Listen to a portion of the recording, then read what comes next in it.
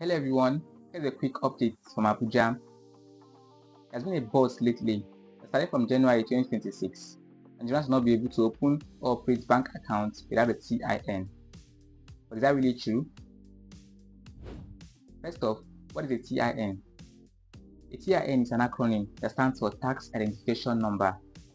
It is a unique 13-digit tax ID that helps the government to track individuals or businesses for tax purposes.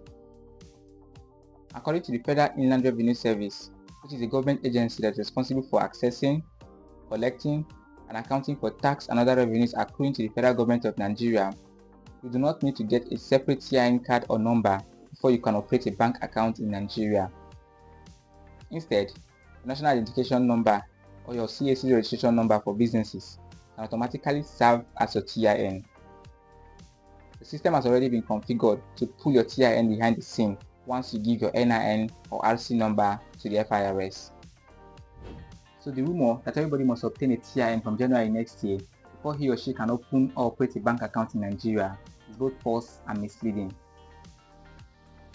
What is true is that taxable persons or businesses who earn income from trade or business are required to register for a tax ID under the new Nigerian Tax Administration Act. In other words, not everybody is affected. If you're just doing your normal day-to-day banking and you're not earning taxable business income, you're okay using just your NIN.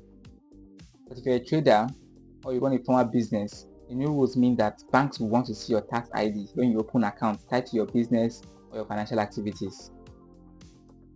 For many people, nothing drastic really changes. If you already have your NIN, you're likely covered.